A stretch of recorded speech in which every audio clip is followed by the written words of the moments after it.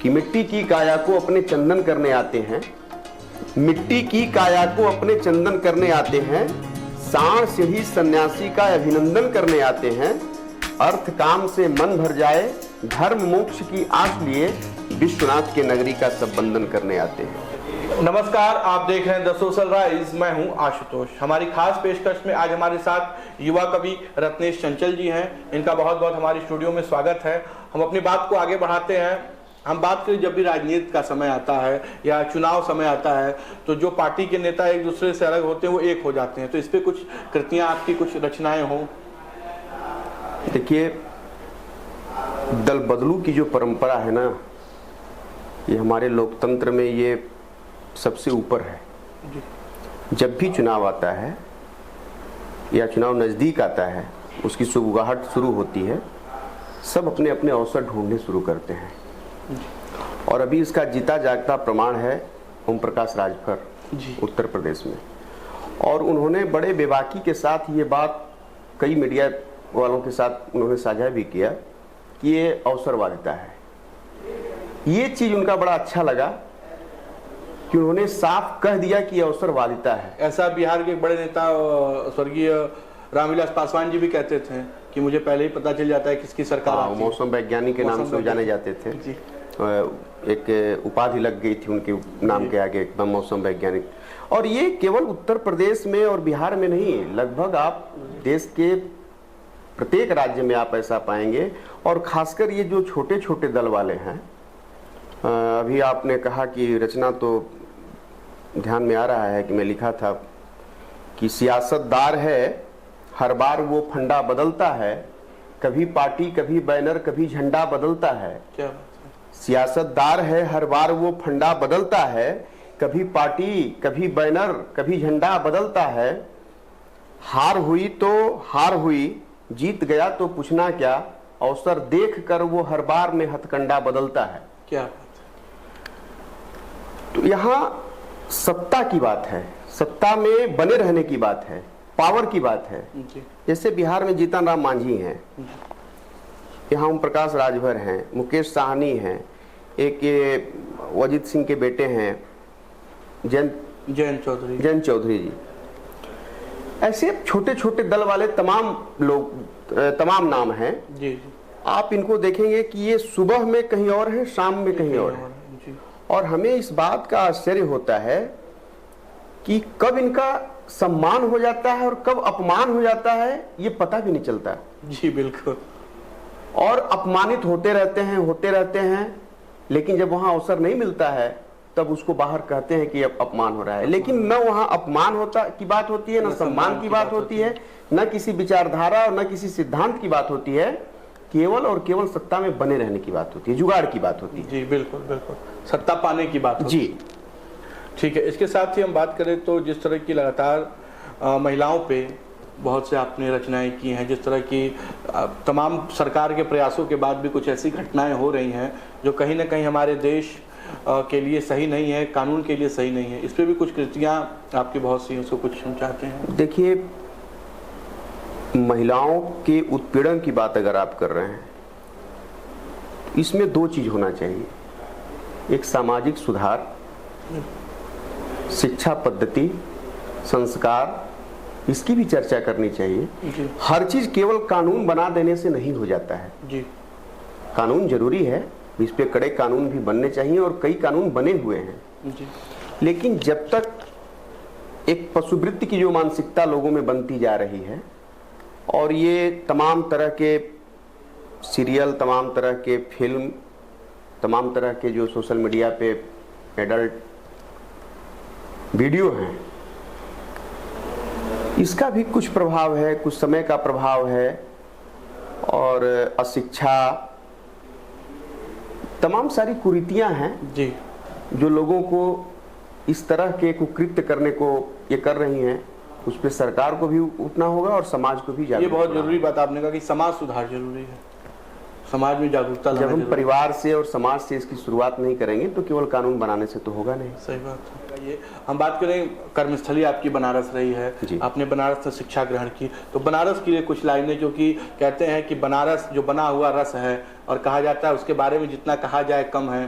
और आजकल तो केंद्र बिंदु भी है, हमारे वहाँ के सांसद देश के प्रधानमंत्री हैं, तो बनारस पे कुछ केंद्र बिंदु ये आज ही नहीं है, आजकल बना हुआ काशी जो है केंद्र बिंदु आदि अनादि काल से रही है जी।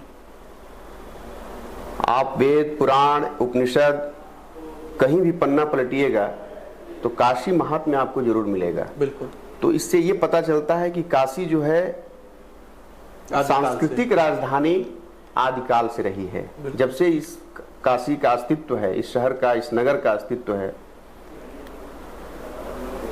और समय के साथ परिवर्तन तो हर जगह आता है जी। दुनिया परिवर्तनशील है, समय के साथ बहुत सारी चीजें बदलती रहती हैं। प्रकृति का क्या बदला अब तक काशी में?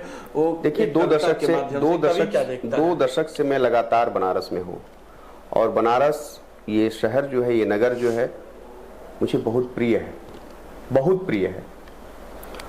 और काशी की जो आबो हवा है, काशी की जो खान पान है, काशी का जो रहन सहन है, जो बोलचाल की का एक अपना अंदाज है, मिजाज है, ये आपको अन्य सब शहरों में नहीं मिलेगा।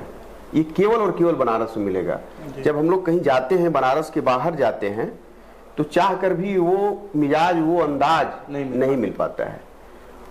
और रही बात कि वर्तमान में तो स्वाभाविक है कि जहाँ का सांसद प्रधानमंत्री हो,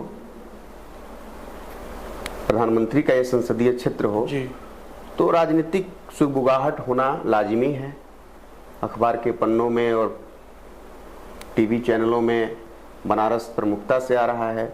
उसमें विश्वनाथ कॉरिडोर है, और जब जो तमाम सारी योजनाएं हैं, मंदिरों का पुनर्निर्माण हो रहा है, पुनरुद्धार हो रहा है, गंगा घाट की साफ सफाई है, तो ये विगत 10 वर्षों में एक परिवर्तन आया है जी। बनारस में स्वच्छता आई है, शुद्धता आई है, लेकिन एक कमी आई है जी। मंदिर को लेकर।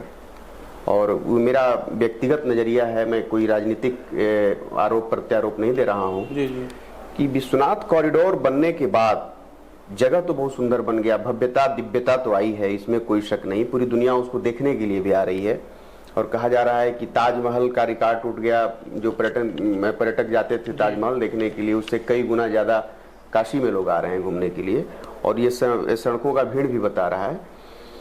लेकिन वहाँ जो यहाँ के लोकल दर्शनार्थी हैं, उनको उचित स्थान नहीं मिल रहा है, उचित सम्मान वहाँ नहीं मिल रहा है, और वो अपने आप को घुटन महसूस कर रहे हैं मंदिर को लेकर, जो नियमित दर्शनार्थी हैं बाबा विश्वनाथ जी के।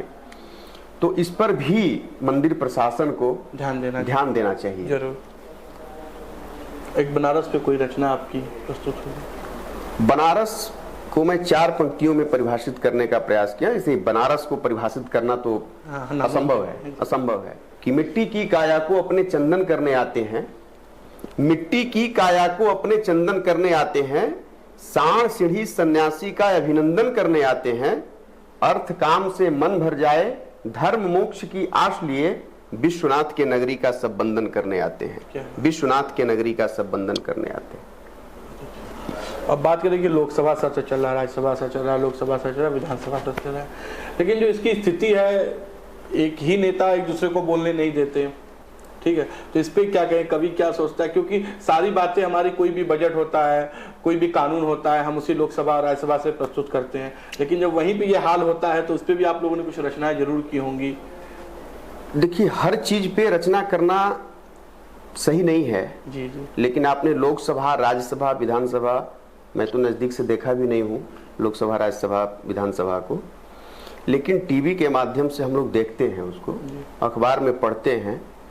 एक चीज मैं कहना चाहूंगा कि विगत 2 दशक में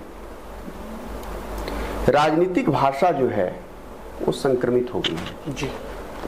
ये तो हम जब पहले का वीडियो देखते हैं, अटल बिहारी वाजपेयी जी के ज़माने का, राजीव गांधी, इंदिरा गांधी जी के ज़माने का, बहुत सारे तमाम वीडियो देखने को मिल जाते हैं, सुनने को मिल जाते हैं, या किताबों में पढ़ते हैं, तो ऐसा लगता है कि ये भाषा की एक मर्यादा थी। आप संसद भवन के सत्र को देख लीजिए, ऐसी भाषा है जैसे कि गांव के वो नदी के किनारे 4 लोग बैठकर ताश खेल रहे हैं और आपस में लड़ रहे हैं। सही बात। तो एक माननीय व्यक्ति की, जिसके नाम के आगे माननीय जुड़ा है, वो देश के सबसे बड़े पंचायत भवन में जाकर बैठ रहा है, संसद भवन में बैठ रहा है, वो कानून बनाने की क्षमता रखता है, देश को एक नया दिशा देने की क्षमता रखता है, अगर उसकी भाषा गड़बड़ होगी, और वही भाषा आप विधानसभा में देखिए, उत्तर प्रदेश विधानसभा में, बिहार विधानसभा में, गुजरात विधानसभा में, दिल्ली विधानसभा में, और ये प्रत्येक रोज होता है। जब भी सत्र चलता है रोज कुछ न कुछ विवादास्पद बयान या उस तरह की उटपटांग हरकतें, अभद्र भाषा, अभद्र टिप्पणी, अरे आप महिलाओं की बात अभी कर रहे थे, आप संसद में देखिए कितनी ओछी भाषा का प्रयोग होता है। तो ये प्रत्येक राजनेता को इस पर विचार करना चाहिए कि हमारी भाषा क्या है। जी बिल्कुल। और कुछ रचनाएं आप क्या जाते जाते हम लोग के सामने प्रस्तुत करते हैं जो आपको प्रिय लगती हो? जी, अयोध्या पे आपने कहा अयोध्या राम मंदिर जी, और मैंने कहा कि ये कई सौ वर्षों की लड़ाई थी जी, कई लोगों का बलिदान था, तब जाकर ये दिन देखने को मिला है। कई पीढ़ियों का तब त्याग, तब ऐसा परिणाम मिला है। कई पीढ़ियों का तब त्याग, तब जाकर तब ऐसा परिणाम मिला है। भांति भांति के प्रश्न खड़े थे, उत्तर में जय राम मिला है। और है स्वर्ग से सुंदर जन्मभूमि, श्री राम स्वयं ही कहते हैं, जग के नायक राम लला को अब जाकर निज धाम मिला है। जग के नायक राम लला को अब जाकर निज धाम मिला है। और ये बात भी कहा जाता है कि कवि हमेशा मार्ग को प्रशस्त करता है। तो हम चाहते हैं आप हमारे देश की युवाओं के लिए कुछ ऐसी बात कहें जिसपे वो चलें और देश का निर्माण हो, उनका स्वयं का निर्माण हो, क्योंकि जब तक किसी युवा का निर्माण नहीं होगा तो देश और राष्ट्र के निर्माण की बात सोचना गलत होगी।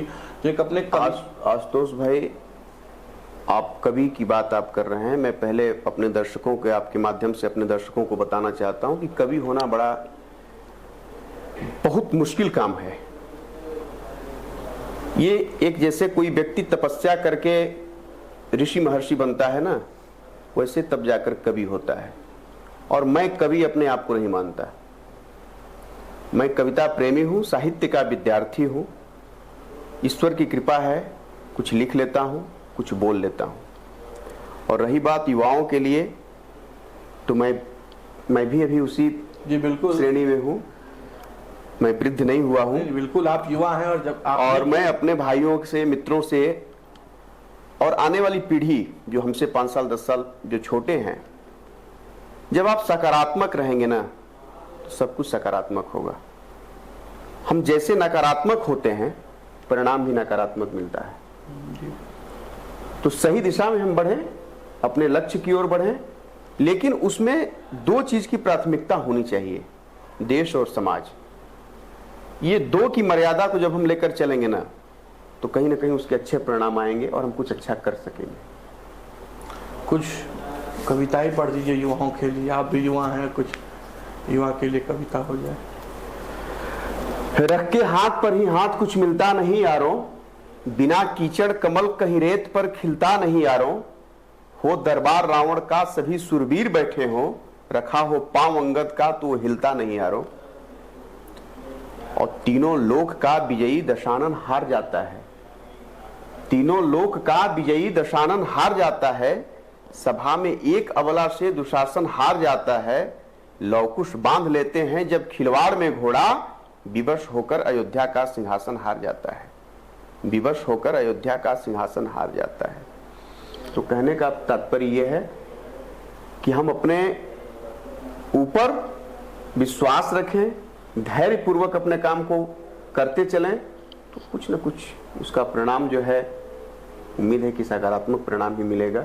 ये नकारात्मक के दलदल से हम बाहर निकलेंगे। जी, हमारे स्टूडियो में आने के लिए बहुत बहुत आपका धन्यवाद। आपने अपना कीमती समय दिया और इसी के साथ हम अपनी खास पेशकश नाम देते हैं।